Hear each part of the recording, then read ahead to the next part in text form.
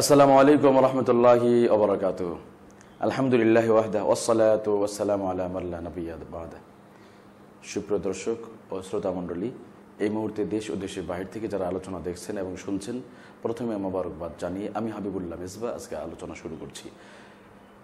আমি প্রতি আলোচনাতেই জীবন ঘনিষ্ঠ, ইমান ঘনিষ্ঠ গুরুত্বপূর্ণ বিষয়গুলো নিয়ে আসার চেষ্টা করি। আজকে যে বিষয়টা আলোচনা করতে চাই আর তা হলো, আমরা অতি সাম্প্রতিক ফেসবুক, ইউটিউব, হোয়াটসঅ্যাপ অথবা টুইটারের মাধ্যমে আমরা দেখতে পাচ্ছি কিছু কিছু মেসেজ আমাদের কাছে আসছে। তা হলো, অনেকে এই মেসেজগুলো দিচ্ছেন যে অমুক তারিখে রমাদান, 27 তারিখে রমাদানের মোবারক মাস, অমুক তারিখে শবে বরাত বা নিসফে শাবান, এই খবর যে সবার আগে পৌঁছে দিবে, আল্লাহ তাআলা তাকে জাহান্নামের আগুন থেকে তাকে নিষ্কৃতি দিবেন।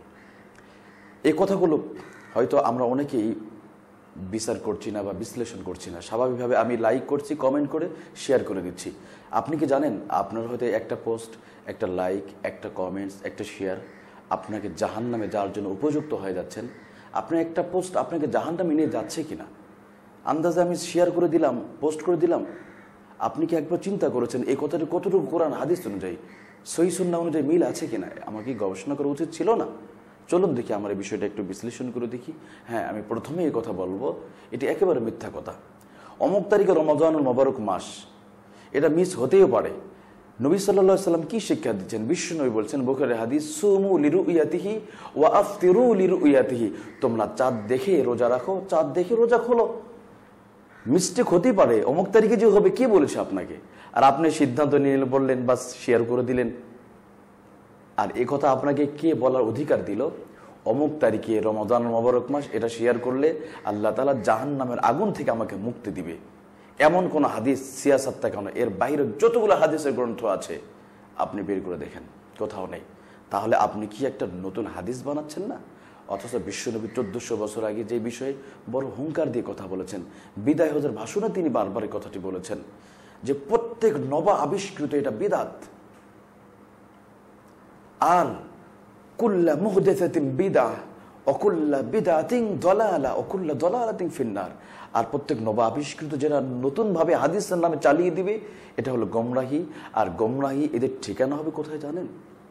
মাকাদাহু মিনান নার, তাদের জায়গা হবে জাহান্নাম। শুধু তাই না, আম্মাজান আয়েশা সিদ্দিকা রাদিয়াল্লাহু আনহা থেকে একাধিক হাদিস বর্ণিত আছে, যেগুলো নবী সাল্লাল্লাহু আলাইহি সাল্লাম যা বলেন নাই, যা নিজে করেন নাই, এমন কিছু কথা কেউ যদি নতুনভাবে চালিয়ে দেয়, সে যেন কি করলো? বিদআত করলো, নতুন আবিষ্কৃত করলো। এই বিষয়ে, এই কারণে সে জাহান্নামে চলে যাবে। অতএব প্রিয় দর্শক, এই বিষয়গুলো একটু আমাদের সচেতন হতে হবে। অমুক তারিখে শবে বরাত, অমুক তারিখে রমজান মোবারক মাস হবে, এই বিষয়ে আমি শেয়ার করলাম, শেয়ার করে দিলে আমার জাহান্নামে আগুন, আমি মাফ হয়ে যাবে, এত সহজ? আপনি একটা পোস্ট, একটা শেয়ার, একটা কমেন্টস আপনাকে জাহান্নামের জন্য উপযুক্ত হয়ে যাচ্ছে, কারণ এটা বানাওট একটা হাদিস। আজকে আমাদের সমাজে প্রচলিত অনেক জাল হাদিস, বেদাত, এগুলো চলছে। এই জন্য আসুন, আল্লাহ সুবহানাহু ওয়া তাআলা আমাদের সবাইকে কবুল করুক। এই বিষয়গুলো একটু আমরা সচেতন হব। আল্লাহ তাআলা আমাদের কোরআন ও সহিহ সুন্নাহর আলোকে জীবন গড়ার তৌফিক দান করুক। হাযা মা ইনদি ওয়াল ইলমু ইনদাল্লাহ, আলাইহি তাওয়াক্কালতু ওয়া ইলাইহি উনীব।